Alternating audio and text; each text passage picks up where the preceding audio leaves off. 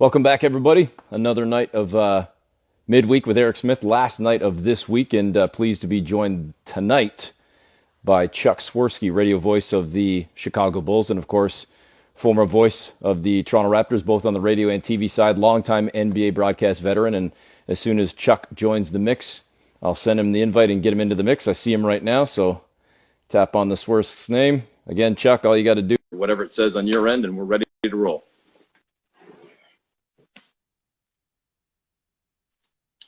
Just waiting for Chuck to accept there and get things cracking, and he's about to pop up. There he is, the Swirsky.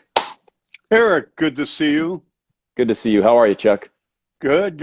I want to wish everyone safe health. Obviously, in this situation, which no one really expected or anticipated, but we're doing our best, as I know you and your family are. Absolutely, and Chuck, all the best to you and your family as well. And I'm going to get to part of your family story as we talk over the course of the next hour.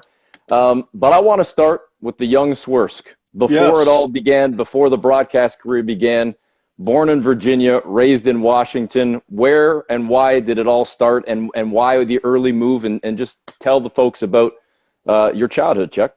Okay. And by the way, thank you for the invite. And let me just say this, because, with this pandemic, we get, as you have been, invited on a lot of shows. And the reason why I'm coming on this particular program is because of the admiration and respect I have for you, dating back really to 22 years when we did the 98-99 season, the lockout year. Yeah. A lot of things went on during that first year for all of us involved, not only on the broadcast side of it, but also on the court, which we'll get into as far as just the dynamics of broadcasting NBA basketball. But you're terrific, and so thank you for the opportunity. I appreciate that, Chuck, and you know the respect I have for you as well, and it's part of the reason I wanted to have you on as well. And I always love seeing you in town or in Chicago. So thank you for the kind words. I appreciate that. You're welcome. And by the way, this is going to be Swirsky. Let's see, what have I been saying on social media? Swirsky Unplugged. And so whatever you want to get into, I'll get into. I'll be as honest as I possibly can. So I grew up, two sisters, one's 2 years older, the other is 4 years older. Grew up very strict naval family, Little Creek, Virginia Beach, just outside of Norfolk, about 4 hours south of Washington, D.C. My father was a career naval officer. He was a commanding officer of a United States naval destroyer and did some heavy lifting, and I'll leave it at that. We moved to Seattle. We're there for a year and a half. He passes away. I'm in the 6th grade. And so it changed the whole world of mine upside down. Having said that, I wanted to be a sportscaster since I was like 5 or 6. And this is what I wanted to do. I was always the smallest kid in my class. I got bullied a lot because I was small, and kids could pick on you like they do today, I'm sure. Maybe Sure. not to that extent because of the dynamics that we now have in place with the trigger action of teachers and adults who no longer laugh it off and say, "Oh, that's all right. He's just getting picked on." So anyway, I, like all kids who get cut from every team, they find another outlet. And I was involved with the student newspaper at junior high school. I read the announcements over the PA system in junior high school and high school. I kept stats for the football team, did public address for the basketball team. I did it all. So that's kind of like just a little bit of the seeds of the foundation of my world. Chuck, how tough was it as a youngster that loved sports to make that realization fairly early on that maybe you just were, as you said, maybe a little too small, not quite big enough, not quite good enough? Like we all have that realization at some point, whether it's at 10 or 15 or 20, where, all right, if I want to be involved in sports, it needs to be in some sort of other capacity. But to accept that, okay, I might not be an athlete, but how else do I find a way to stay connected? Well, I mean, it's hard, Eric, because, when you're with your peer group and kids that you have growing up with year after year after year, you want to be in that club, so to speak, that group, Sure. the popular group. And so I mean, all of a sudden everyone goes through a growth spurt and you're just kind of hanging in there a little bit. And all of a sudden you see a friend jump 2 or 3 inches and then 3 or 4 years down the road, jump up another three. And you're kind of like staying where you're growing incrementally and then you just flatten out. And so at a very early age, I realized this was not happening. And even though I loved it and I played, probably in the backyard every day with a basketball hoop, or we'd play in the street with tag football. But for the most part, that came early. I mean, I was a horrible athlete, but I loved sports. One of the things that stands out for me, Chuck, and I don't know if you and I have ever talked about this, but I was having this conversation with Michael Grange a couple of nights ago. He was on the show. And I said, for me personally, and I give this advice, if we can even call it advice, to young folks, whether to be in middle school, elementary school, high school, whatever it may be, when they come and ask for advice. The one thing I say to them is, I was lucky to know at a young age, or at least to think I knew what I wanted to do. And that was working in radio or television, somehow connected to the sports industry, hopefully as a sports broadcaster. Now, it turned out that what I thought I wanted to do was indeed what I wanted to do, because that's the challenge, I think, for a lot of young folks now. You're kind of first couple of years of high school, or maybe in your last 2 years of high school, and suddenly you're facing that daunting decision of, what am I doing next? What am I going to do in college, university? What am I going to study? In 4 years from now, where am I going to be working? What is going to become of my life? And I think that's where a lot of young folks, understandably, end up veering off on a lot of different paths because they don't quite yet know what they want to do with your life. But you and I, it sounds like, we had no idea that we would actually succeed, but we at least at a young age formulated the idea that this is what I want, and I'm going to go on a path towards doing so. Okay, well, a couple of points. Number one, it's okay not to know what you want to do. Sure. Yeah. I think, if you're 17, 18, and you're really not sure, and you want to go to school, but you're still not sure what you want to major in this education of ours now, in the United States, and I'm sure this is the case in Canada, they have programs called general studies where you have a little of this and a little of that. And you're trying to, and so maybe the light at the end of the tunnel, maybe somewhere in your sophomore year, early junior year, and then you say to yourself, I think I might try and go down this path. And that's fine. Where in my college days, you had to have a major. This is what you want. We didn't have, nowadays you go and look at the catalog of a school and they've got thousands, I'm embellishing this, but hundreds of majors, where in my generation, they had like about 10, 12, and you say, okay, I guess communications. I knew what I wanted to do. And I knew, Eric, probably based on my mom was an educator. My father was a very disciplinarian naval officer. And because of that, failure was not allowed in our house. And so, you either, and I'll give you an example. We had to, like every day, we had to make beds, like make your bed. And you had to do it the right way. Just not put a blanket over the bed and your pillowcase somewhere or whatever. No clothes on the floor. No army corners, right? The edges like tucked right in tight. Everything, okay. And I mean, we didn't have a very big house. In fact, I'll tell you what I did. And my oldest sister helped me out here because I knew where we once lived, but I wasn't sure. So I went back to my home where I grew up in Virginia. And we had an off day playing the Wizards. So I drove south from Washington, D.C. to Norfolk. And I went by the house. The first house I lived in was like 1,000 square feet, and I'm being dead serious about it. And there were 5 of us, but you know what? None of us complained. This is the way. This, what? We have each other. This is what I grew up in. And so then, when I was a little boy, we moved to a different house in Virginia Beach, but that was like 1,800 square feet, 1,600 square feet. But I had a bedroom. You know what? We ate dinner. The food was on the table. I had a bicycle. I had a football. We played kickball. That was it. Yeah. So, I mean, I was happy. And the way you grew up is, here's what you have and make the most of it. So when I started to know this is what I wanted to do in sports, I decided, hey, you know what? Let's do it. And so after my father died, there was a station just outside of Seattle in Bellevue, Washington. And the call letters were KFKF for Kemper Freeman and his wife, Catherine Freeman, KFKF. And so I went in there and I said, I'd like a job. I'm 12 years old. And the receptionist says, I beg your pardon, you want a job? The program director is in the back of the desk behind her.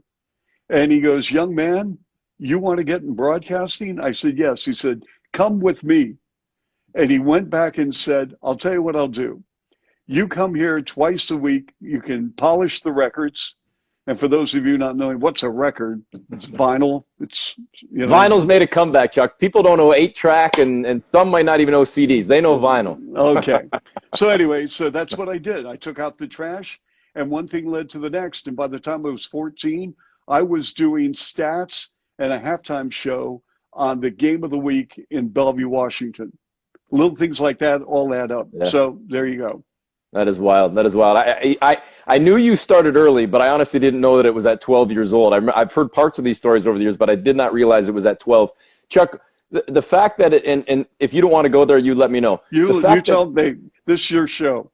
Well, the fact that you going for this job kind of, as you just said, coincided or came around the same time that your father passed, how much of this was therapeutic for you to kind of focus your attention on something and something that you really wanted and driving towards while also dealing with your father's passing at a relatively young age?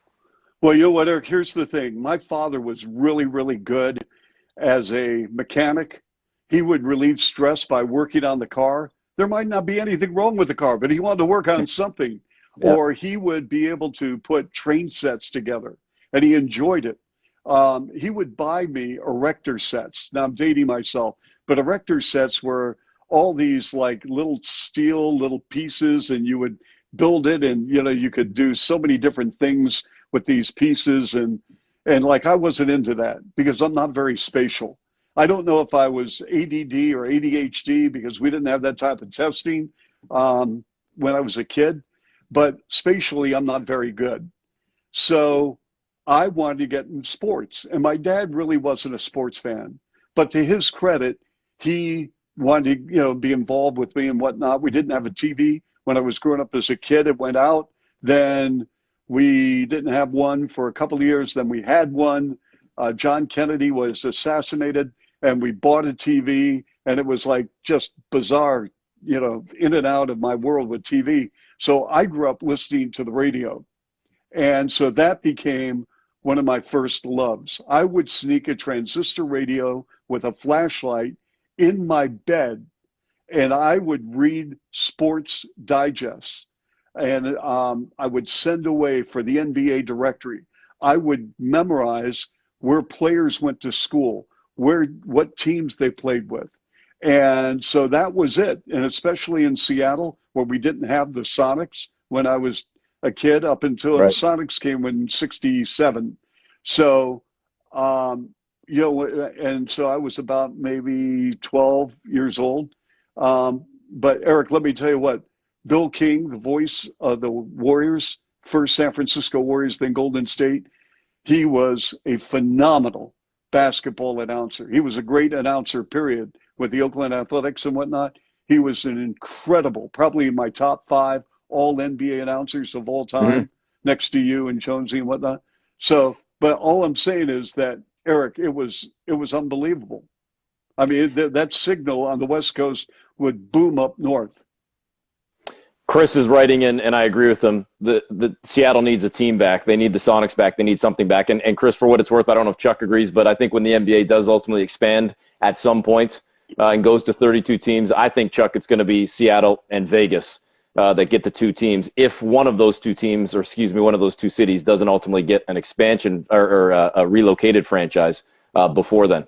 But I digress on that. Chuck, to go from a 12-year-old that's working part-time at the radio station to finishing high school to then ultimately going to college and still staying on that path, communications, broadcasting, tell us how that unfolds. where you end up going post-collegiate, and then we'll start kind of putting the pieces together of your professional career. Okay, well, things were kind of fluid at home. My grandparents lived in Ohio. The year before my senior year in high school, I really didn't know, was I going to stay home? Was I going to go to the University of Washington? Was I going to go to Washington State? I got into both schools. I applied to the University of Maryland because I stayed during the summers with a sportscaster, probably the biggest break of my life, Vince Bagley, who was the TV sports director at WBAL in Baltimore. So all of a sudden, I visit Ohio U because they have a great campus, beautiful campus, radio television department. And I said, wow, I mean, this is like hands-on. So I applied, I got in, and one thing led to the next. I lived basically at the radio station for 4 years, did play-by-play. The Joe Burrow, the high school, he played high school football at Athens High School, the school I broadcast, different generation, of course. Mm-hmm. But so Ohio U is located in Athens, Ohio, 75 miles southeast of Columbus. I did high school sports, college sports. I'm going to school, had no social life, get an internship at NBC Radio in Cleveland. And through networking and contacts, that was really, really important. So for young people listening, networking is vital because you've got to do it. How tough was it for you to network at a young age? I mean, you were arguably networking at 12, let alone finishing obviously then high school and into college to where you're talking right now. But Chuck, that in itself can be an art because it can be daunting to a lot of, especially young folks, trying to have those conversations with people in their respective industries and trying to talk to folks honestly about what they want in their lives and their careers, let alone trying to talk to them on a normal level and not be intimidated by them. Correct. So I'm basically, as you know, an extrovert. Probably my two sisters are introverts, but I don't know what happened in the gene pool, but I'm an extrovert and I like meeting people. And I have no problem going up to someone that I don't know and introducing myself. So that's never been an issue. I still do that today. But it's something that's important. And it's something that I think if you do it the right way, it can be beneficial. That's not to say everyone's going to be your best friend because it's a small circle, as you know. Sure. And it is a small fraternity in our league. There are no secrets in our league. Everyone knows what's happening. Who the good guys are, who the guys you really kind of are polite, but you really don't want to get close to, all those things. So, the truth of the matter is that as a kid, because I think my mom gave me the freedom, because after my dad died, my mom was an elementary school teacher. And when we moved, she taught at Sacred Heart and then at St. Louise. And so after my father died, she took on 2 additional jobs. She was an actor at the local theater company, and it was called the Play Barn. And then she took a job in the gift shop of the hospital in Bellevue. So she was gone quite a bit. And I really didn't see her a lot because she was working. She'd leave for school 7:30 in the morning. Maybe Sure. She'd come home for an hour or so, and then she'd be right out the door. So I learned how to cook. I learned how to clean. My grandmother told me, how to fold clothes. I mean, all these things that came quickly, rapidly, one after another, boom, boom, boom, boom, boom. And so it was important that you learn a sense of independence, a sense of respect and politeness, which I think is very important, Eric, because and I'll give you an example. So my doctor is a wonderful person, great person. You're talking about current day, your doctor right now. My physician here in Chicago, Yep. Great guy. Okay. So he said, "Hey, do you have masks?" And I said, "Well, we picked some up at the drugstore, but they're falling apart because they are. I've been wearing it all the time." He goes, "My wife is making masks, so we're going to send some over to you," which he did. We got them in the mail today. Okay. The first thing I did when they came in the mail, I wrote a thank you note, okay? Because that's the way I was taught as a little boy from my mom, that this is how you do it. you write a thank you note. Because what happens when you write a thank you note? You have to go to the store. In this case, I did have them. I didn't leave. But in this case, Eric, I went to the store. I bought thank you notes. Okay. You have to buy stamps. You have to get a pen and actually write a thank you note. Mm-hmm. You have to get the stamp. You have to seal it. You have to find a mailbox and all that. And what my mom was telling me is all these things are important because that's how you treat people. And so to this day, and if you ask any of my three kids, I hammered it home with them one day after another day. Be polite, be respectful, say thank you, say you're welcome, say I appreciate it, write notes, all these things. When someone calls, return their call. All these things, Eric, are really, really basic to some. Some maybe they think that I'm on the deep end with this, but to me, that's how you treat people.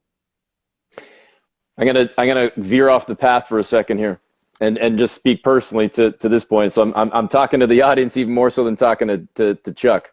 I had no idea Chuck was going to say this, but if folks want to know, I like to feel, and I don't even know if my parents are watching. I'm sure they will tomorrow. I was talking to my mother today, and she says she sits down with her morning tea and rewatches this. I said, Mom, you don't have to watch all these interviews. And oh no, my mom still thinks even after 22 plus years, that it's like my first week or my first year in broadcasting, and she loves to still watch, which I absolutely love about her and respect, and I thank her for that.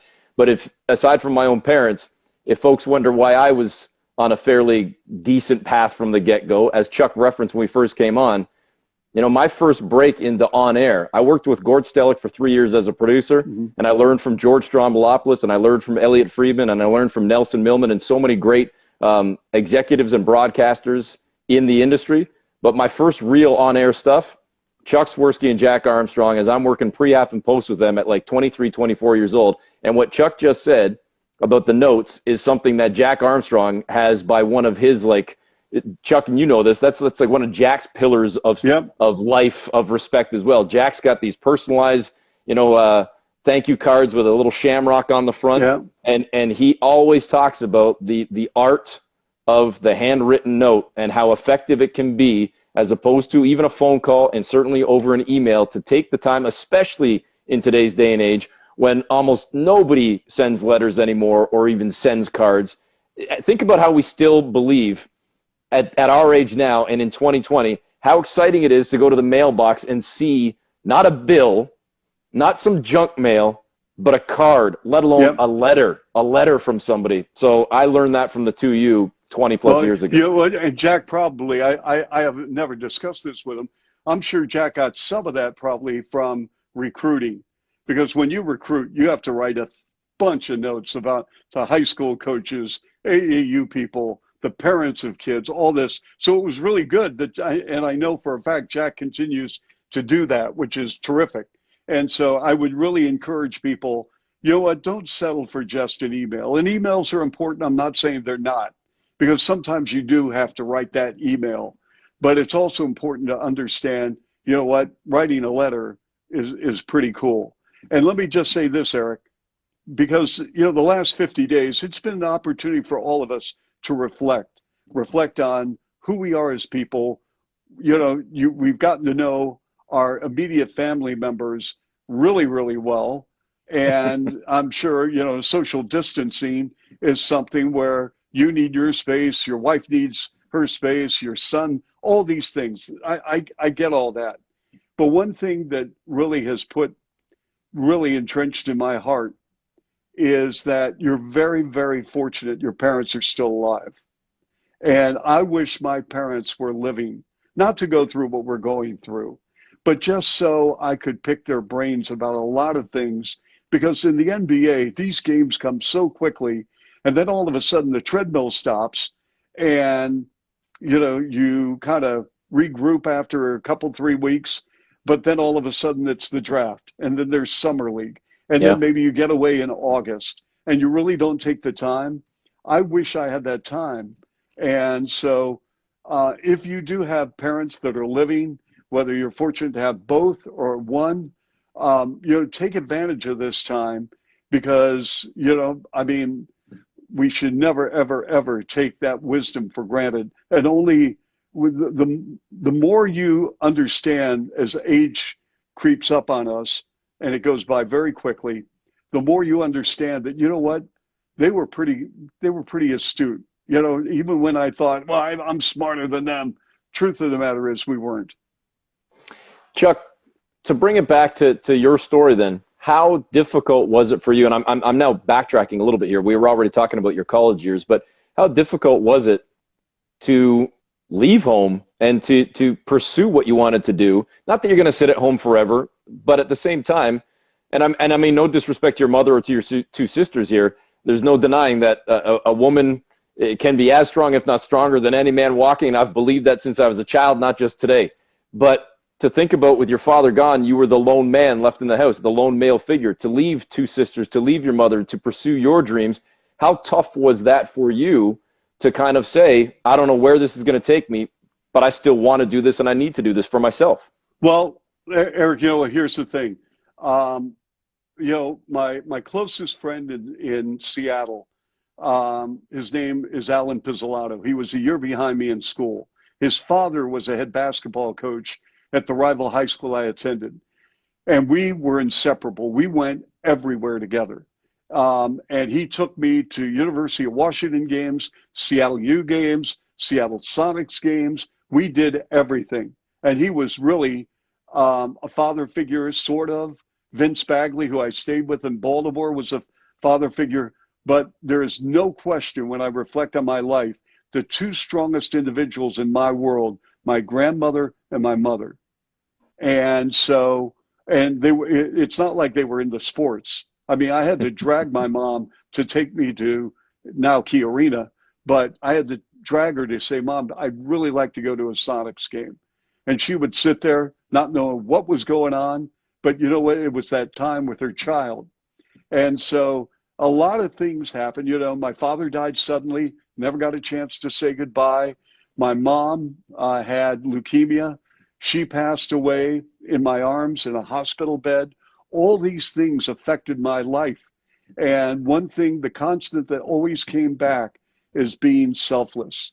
And my mother was extremely selfless, always put her children ahead of myself or ahead of herself, as I try to do with my children, as you are doing with your son. And so my grandmother was old school Italian, and I'm talking old school, and I'm talking in the kitchen, I'm talking cleaning, I'm talking about making sure that it was a celebration of life. And so, yeah, that's kind of what shaped me. When you're in university, and you're calling all these different sports and doing the play-by-play and doing 19 different things, when does the first break start for you professionally in the industry? When does that happen? Well, the first break was getting an internship at NBC Radio in Cleveland. And so I was booking guests for a sports talk show. I was going to media scrums and holding up a microphone. I was so nervous. I was, 20 years old, and my hand is shaking because I'm meeting all these stars of Major League Baseball during the summer. The Cavaliers would hold the NBA draft, and here I'm talking to Bill Fitch, who was great to me, by the way, a Hall of Fame coach. And so that was really the first break that I got. All right, so take us through then. You're in Cleveland and you get this break. When does it start for you? Because correct me if I'm wrong here, it was late 70s when you ultimately latched on with a regular gig, with a regular show at WGN. But what was between 20 in Cleveland and 25 suddenly finally getting that first real legit big shot? Well, I applied everywhere and I couldn't find work. I would send cassettes. There was no such thing as the internet. We didn't have audio links. So I was sending cassettes. I'd put them in an envelope, put a letter, send it away. No. I'd hear nothing. And I was really discouraged. So I said, I'm going to go to grad school. So I took the grad school placement test, got in. I was all set to go to the University of Washington. And for a little bit, I got a glorified internship at 3WE going to, while I was in school, and then WERE in Cleveland. And I was there, and that kind of expired, and they told me it was going to end. I just didn't know when until one day I walked in. They said, "Oh, by the way, your internship's over." What? So I went back to Seattle, and I was all set to go to grad school. And right before I went to grad school, I get this job offer, so to speak, another glorified internship, which is not bad. I get it. You got to pay your dues. And this was at a radio station in Seattle that carried Seattle Seahawks, University of Washington, and did a sports talk show. And so, again, booking guests, I was doing fill-in work. I'd go to Sonics games, Mariner games, do the old 20-second sound bites. And then all of a sudden, same thing happens. One day this is going to end. We're really not sure. I was making $122 a week. And I was staying in the flat of a house downstairs. And you know what? Again, you got to do what you got to do. So it is what it is. And so that internship ended, and then I got a job offer to go to WBNS in Columbus.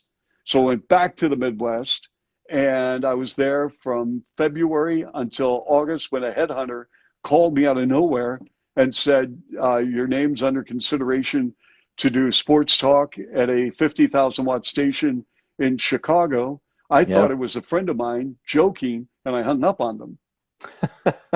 And that was not good because he called me back and said, don't do that again. Yeah. So as one thing led to the next, that's how I got to Chicago.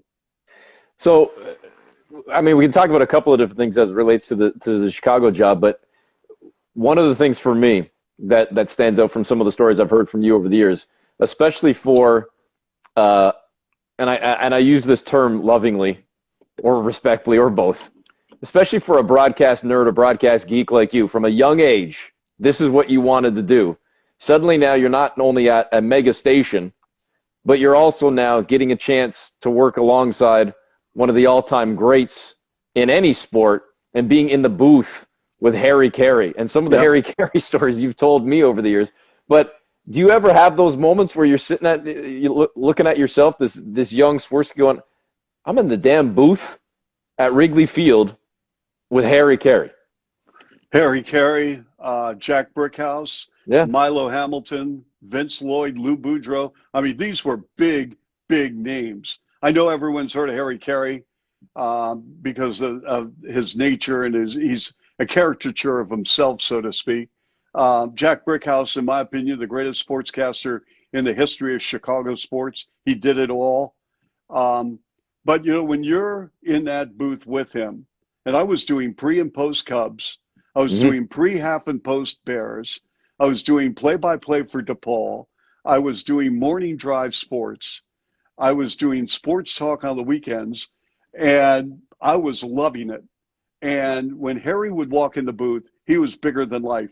And I'm not going to lie to you. He was intimidating. He had a very robust personality. There are times where he probably looked at me as somebody who was just there. There were a couple of flare-ups, honestly. You have to understand, it's Harry. So when he's in the booth, he had a job to do. I had a job to do. It's not like I went partying with him.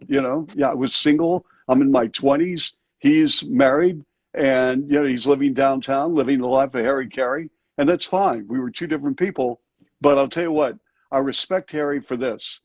He came to the ballpark every day, and brought it, and he brought his A game every day. He loved baseball so much. Eric, there are 162 games. If you're stuck with a bad ball club, and he was with a bad ball club with the White Sox, and then early with the Cubs, and then they turned it around in '84. Yep. But you think about this. You're with a bad ball club. I mean, in the NBA, we have 82 games, and both of us have been through some really bad seasons. But you get 162 games, and you're out of the pennant race by June the 20th. And you're looking at, I got the rest of June, I got all of July, I got all of August. I got all of September. And you're saying, you got to be kidding me. But he came to the park and he loved the game. There's certain people who like it and they try and con you into thinking they love it. Yeah. This guy loved it. All right. I say this nightly, Chuck, on doing this show now. I look over at the clock and I realize, all right, I need to do 2 hours, but Instagram only gives you one. Okay. So well, you can always have me on. That's what I'm going to say. In like a month from now or something. I mean, hopefully in a month from now we're actually calling games. But we're going to have you back for a second episode. But so in 25 minutes, we still have almost half the show to go. But I'm realizing, all right, how am I going to go from Chicago to Detroit to Toronto back to Chicago and wrap it all up in 25 minutes? All right. Well, I'll give you the no. I don't want to be fast. I don't want to be fast because I think people are enjoying these stories. Well, but here's the thing. I was very, very fortunate. I spent the first stint in Chicago 15 years. And so I saw a lot. With the Bulls, I saw a bad ball club. Jordan gets drafted. I was here for the first 3 championships, against the Lakers and Portland and Phoenix. And I'm doing DePaul basketball. My program director calls me in and says, listen, I'm really struggling with DePaul and the radio rights. They want X number of dollars. I don't have it. Northwestern is willing to come over here for the right price. They've got a guy. You're not doing play-by-play, but you know what? You can stay here as long as you want. We love you, all that stuff. And I said, Dan, that's great. I understand. I was prepared to stay at WGN.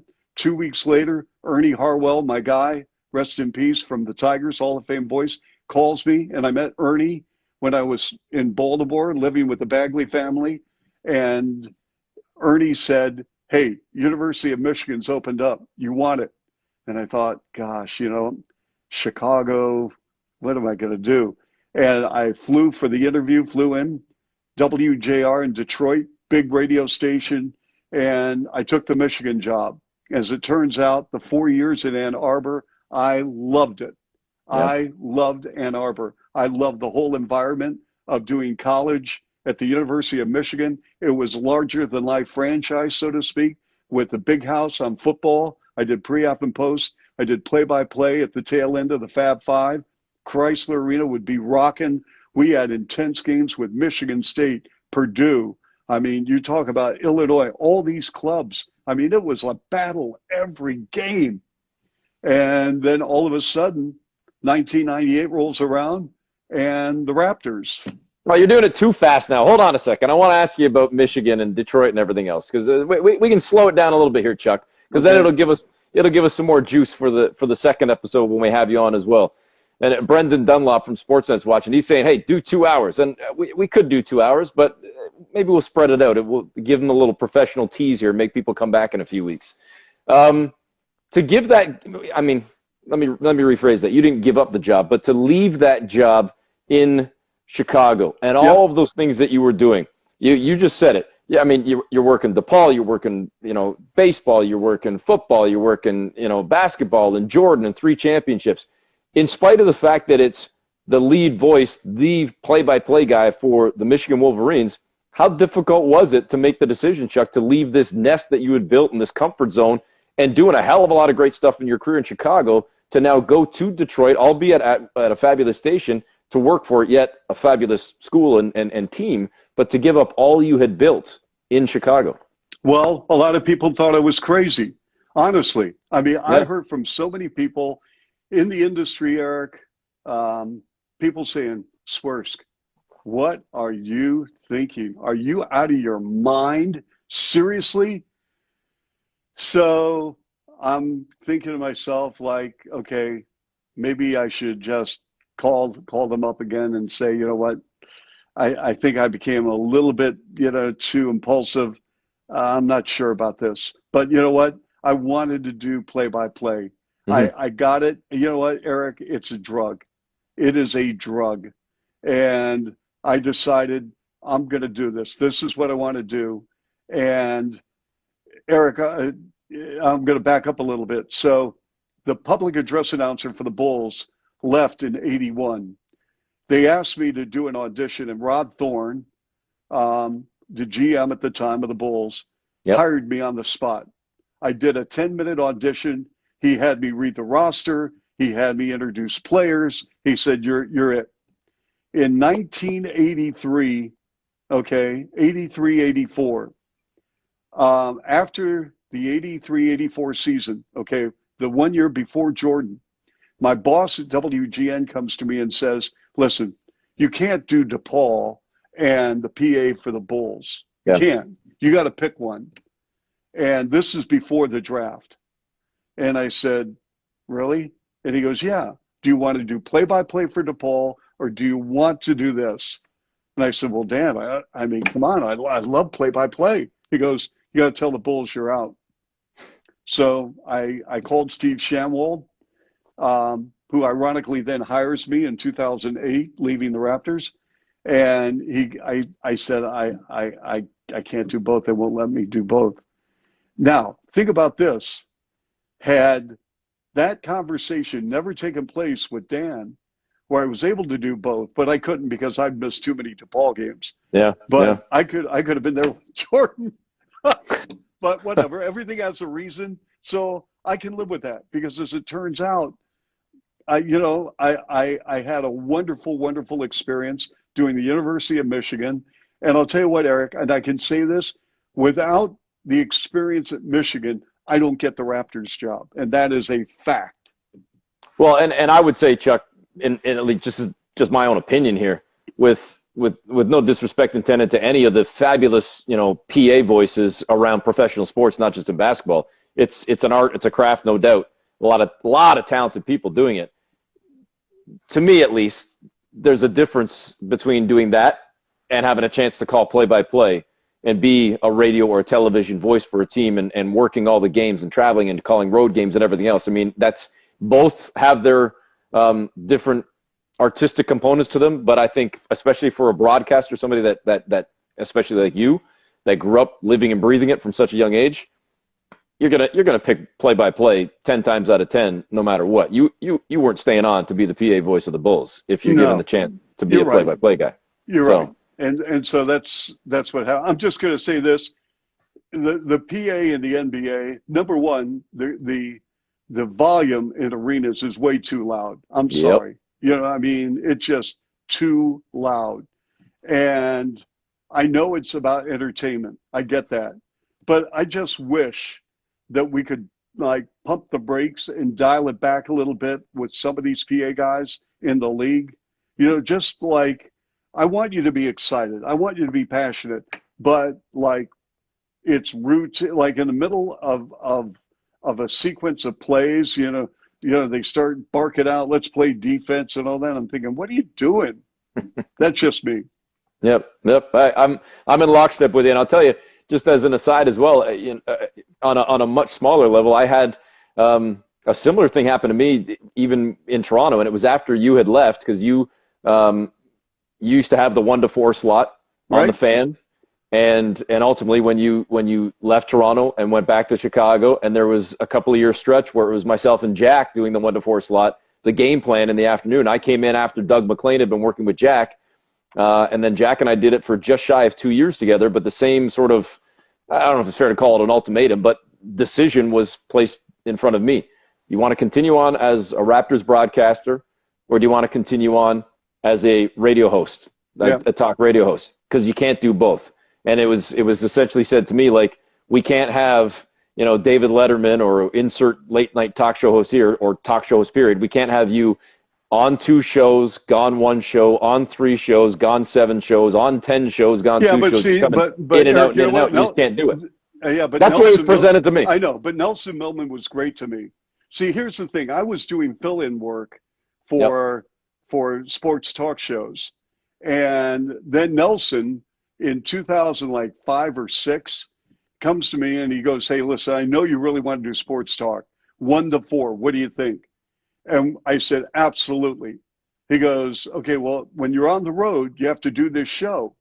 Mm-hmm. And Nelson, to me, is the best radio guy I've ever worked for. He is awesome. And I'm talking about, when I say radio working for, I'm talking about where I have daily involvement. I'm not talking about someone who's managing a radio station, like the flagship station of the Bulls, The Score. Mitch Rosen, who was an intern of mine, runs that radio station. He is like unbelievable. But I don't deal with Mitch on a daily basis because I'm not an employee, but he is an unbelievable programming genius. With Nelson, I dealt with him on a daily basis. And so when this agreement came to fruition, 1-4, I jumped at it. Now, when I look at that experience, Eric, I'll tell you some things that kind of go through my brain. So I told Nelson, I said, Nelson, I'm going to do this show, but I can't do 3 hours of hockey. I like hockey. I don't know if I'm in love with hockey, but I like it. And I stayed up on things, and I had my interviews and all that stuff. I just couldn't tell you who the fourth line centerman was for the Calgary Flames. I'm sorry. And I said, but I'll get guests on who can tell me whether or not the Kings are going to make a trade with the Canadians because they need a centerman or a defenseman. Great, okay? But you got to let me be Swirsky. And to Nelson's credit, he was. Now, when I was doing that show, and you can ask Dave Cadeau, Rob Pizzo, Josh Rimmer, I demand a lot out of the producers. And I pushed that envelope with them because I wanted to make sure that they understood that we're just not going to settle for routine guests. I wanted to hit a home run. Now, were we able to hit a home run? Sometimes, yes. But I'll tell you what, their work ethic was from the first day they worked under me, and they were probably cussing me out under their breath, to the time when they moved on to bigger and better things. I'll tell you what, had they not gone through that process, I would say right now that they would still be successful, but they learned, hopefully, that every day they brought it, which they did. And with producing is hard because you're on the phone constantly. But, you know, when I think of Josh and Rob and Dave and all Ryan these, Fabro, I know, was one of your guys for a while. Ryan was awesome. So I'm proud of them because in a sense, I see their work ethic that I hammered home in them every day. I mean, they deserve all the credit. But, you know, I love doing that show. There was, you know, like with McCowan, and since we're getting everything off the chest here, I think Bob McCowan is a brilliant host. He's great. He'd be successful anywhere, New York, Toronto, Chicago, LA, whatever. I would try to get him to do where there would be a crossover, where he would come on the last 10 minutes of my show and just set up his show. Wouldn't want to do it. He wouldn't want to. I would go into Nelson. I said, Nelson, listen, I would love Bob to come on the last 10 minutes. He goes, you know what? Not going to happen.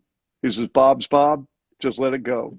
I said, but Nelson, it'd be good to have a little interplay, like, you know, we're a team here, whatever. He goes, hey, you know what? Not happening. So the show would go from 1-4. I wouldn't see him at all. Sometimes he'd come in for a little bit. I'd say hello. He'd say hello, and I would leave. I can honestly say in the 10 years I was at the Fan doing stuff, I never got to know him. To this day, I really don't know him. But he's really, really good. He's very successful, and for his sake, I hope that he has another, you know, run, because I think he's really, really good.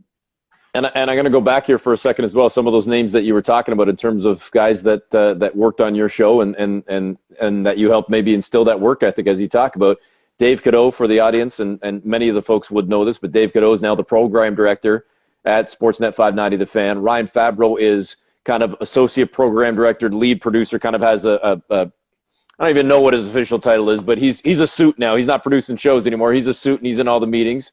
And Rob Pizzo is working for CBC Sports and has been for, I think, damn near a decade now, and one of the on-air guys with CBC Sports, and used to do Hockey Night in Canada radio and whatnot as well, and Sirius XM satellite radio on the hockey side. So, you know, all three of those guys very successful within the industry. Chuck, we're into like the last 10 minutes here. So this is gonna work out perfect in terms of, we'll do 10 minutes on how it started, and then the next episode we'll get into the meat and potatoes of the run and the Vince years and everything else.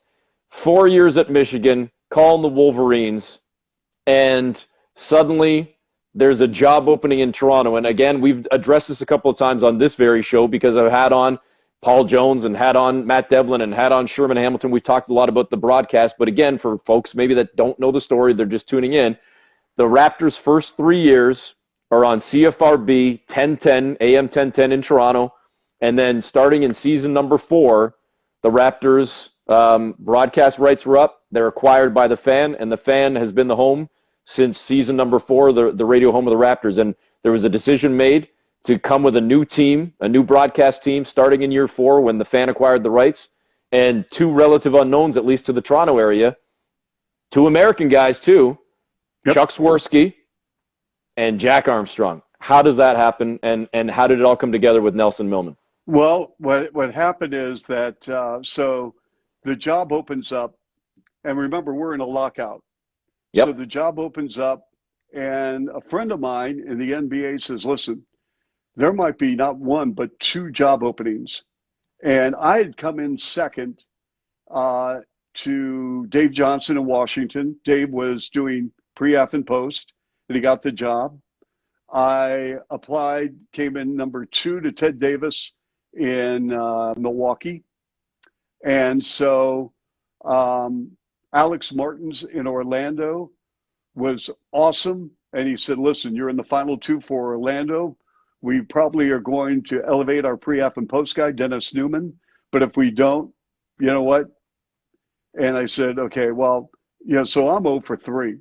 And I don't know if I was number 2. They all say that, you could be number 202. Oh, you came in second. Really? Okay.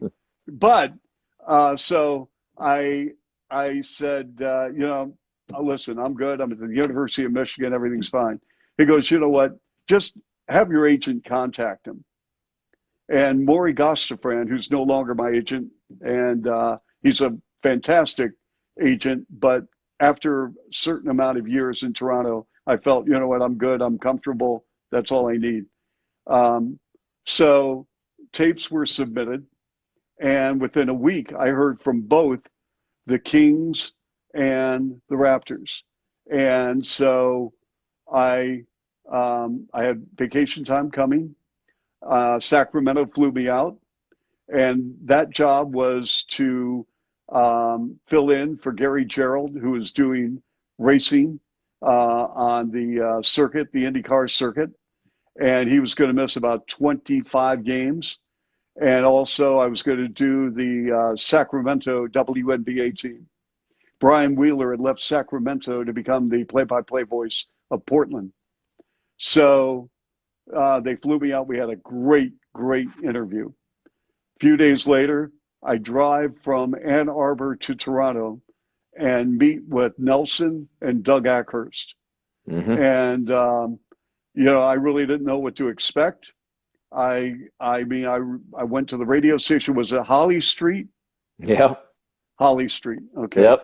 And it was kind of folksy mom and pop operation. It was akin to WKRP. Yes. But I'll tell you what, Eric, there was chemistry from the get-go with Nelson Millman. I just loved his energy. I loved his sense of humor. I loved his passion. I loved everything about him. And next time we're on, I'll share some more stories about this. But so we had a good interview. I met with Doug Ackhurst, came back to Ann Arbor. They said they'd call me in a couple of weeks. They had more people to interview. I got that. Sacramento wanted to talk to me again. So here I am thinking, like, what's going on? I'm close. Maybe yes. Maybe I should just stay at Michigan because the kids were really small. And, so I had a lot to think about. And then I came in again for a second interview with the Raptors. And I knew that's if I was offered the job, that's where I wanted to go. All right. So a couple minutes left here still. You come back for that second interview, and you ultimately decide to take the job. And I know parts of the story, or most of the parts of the story, but your first real true kind of meeting / interaction with Jack Armstrong is the two of you in a car with Nelson Millman And that's where Nelson says he knew right away that he made the right decision on both of you, because even though you'd never met before, there's instant chemistry riding through the streets of Toronto with Nelson Millman. Well, you know what, Eric? Here's the thing. I had met Jack. I was doing play-by-play for DePaul when they had a series with Niagara. Both we played Niagara in Buffalo, and Niagara came to the Rosemont Horizon, which is now the Allstate Arena, which is just right next door to O'Hare. And so I knew of Jack. I probably had met him in passing during the games just to collect info or introduce myself, but I really didn't know Jack. Yeah. And so, so here I am, and we hit it off like from the get-go. And it was like, I remember I'm thinking, oh my gosh, because like you can't buy chemistry. You either have it or you don't. You can't fake it. You can't fake it. And so that all came together, and it was like the perfect storm. So Chuck, I'm going to leave it here. That car ride was wild, by the way. In hold on. We have 2 minutes left. Tell this. Okay. Tell a little more about that. I mean, we're driving. There was a like a diner. Was it Fran's? Yes. Okay. So we're in the car, and all I remember, Jack saying something to the degree, "What's that? What's that?"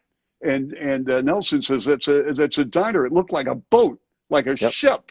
Was it? Is that? Well, you might be thinking of John's down on Queens Quay that was actually in an old boat. No, it was Fran's. Well, it would have been Fran's. I guess kind of like a submarine. It had sort of a silver outside. Yeah. Okay. And so I said, yeah, it's a diner. And I'm thinking, great, a burger and a shake. And Jack said, do they have beer? Yeah, I eat beer. Hey, a pint. I need a pint. All right. People want us to, Chuck, listen, I've only done this one other time, and you tell me, I'm putting you on the spot right here. Because the other thing too, folks, I'll tell you, this is apparently Chuck's first Instagram Live, so he didn't even know how to do it. That's correct. I didn't. If I log off, so Chuck, Instagram kicks you off after 1 hour. You don't have a choice. Okay. It's 1 hour. It's done. Okay. So the only way we can continue this is if I say we're going to bring you back in a couple weeks, or if I hit end and we just start this thing right back up again and we talk for another, I don't know, 20, 30 minutes or so. So you tell me what you think is best. Let's do that. Okay. So what do I do? I'm going to end it. I'm going to end it. Everybody will go away. I'm going to start the thing back up again, and then just do the exact same thing that you did. Just join the feed. I'll invite you in, and we'll get going again. Okay. All right. Okay. So folks, this ends part 1. Part 2 coming in mere moments. I'm hitting end right now, and we're going to fire it right back up. So please join back in. And Brendan Dunlop, you were pushing for this, so here you go. All right, BD. So folks, rejoin in mere moments. Chuck, I'll see you in like 30 seconds.